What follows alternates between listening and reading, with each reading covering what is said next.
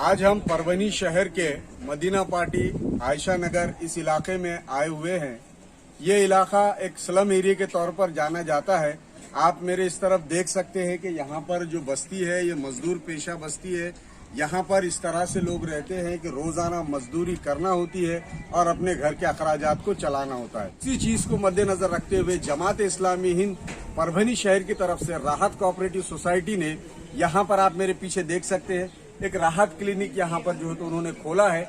और इसकी खास बात यह है कि यहाँ पर परभनी शहर में सबसे कम फीस यानी सिर्फ एक पेशेंट से 30 रुपये फीस ली जाएगी और साथ ही साथ उनको जो मेडिसिन दी जाएगी उसके अंदर भी डिस्काउंट दिया जाएगा।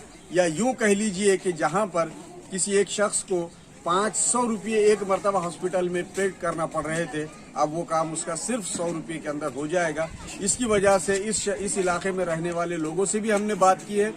उन्होंने भी अपने यहाँ पर जो है तो ख्यालात को रखा है कि यहाँ पर हॉस्पिटल आने की वजह से उन लोगों को भी बहुत फायदा हुआ है। खास तौर से जो महिलाएं हैं उनके लिए जो है तो बहुत फायदे की चीज रही। आइए इस इलाके में जो लोग हैं हम उनसे बात करते हैं कि यहाँ पर जमात इस्लामी की ओर से जो क्लिनिक खोला गया है उसके चलते उनके क्या विचार है। च्या माध्यमातून आज या ठिकाणी राहत हॉस्पिटलचं उद्घाटन त्यांचे महाराष्ट्राचे अध्यक्ष यांच्या हस्ते करण्यात आलं। अतिशय सुंदर असा कार्यक्रम या ठिकाणी झाला। गोरगरीब जनतेसाठी होऊन येणारी ही संघटना आहे। लॉकडाऊनच्या काळामध्ये देखील या संघटनेनं खूप महत्त्वाचं काम परभणी शहरामध्ये केलेलं आहे। मी वैयक्तिक आणि महानगरपालिका यांच्या माध्यमातून आणि आमचे आमदार सुरेश वरपुडकर यांच्या वतीनं या संघटनेला हार्दिक शुभेच्छा देतो आणि या संघटनेचं अभिनंदन करतो की गोरगरिबांसाठी अतिशय उत्कृष्ट कार्य केल्याबद्दल त्यांचं धन्यवाद व्यक्त करतो। अभी यहाँ पे जो आपके महल्ले में क्लिनिक खोले इससे आपको कुछ सहूलत होगी क्या? पहले क्या मामला था और आगे क्या रहेगा? नहीं, सहूलत होंगी ना, क्योंकि पहले ये मामला था कि हमको चिकन में जाना आता नहीं था। पानी बारिश का बच्चे हम कैसा लेके जाते थे, हमारी परेशानी हमको मालूम। ये खुलने से हमारा फायदा है, कैसा फायदा नहीं है। फीस भी यहाँ पे कम रखी हुई है, बाहर 100 रुपये फीस है तो यहाँ 30 रखी हुई है, तो वो उसका भी फायदा होगा। इसमें भी सहूलत है हमको, हम गरीब है। अच्छा। और पूरा मोहल्ला गरीब है यहाँ। अच्छा। यहाँ हमको रिक्शे को पैसे लगते थे बाहर जाने को, वहाँ डॉक्टर की फीस हम किधर से देते थे, हम भूखे रहते थे लेकिन फीस देते थे। अच्छा।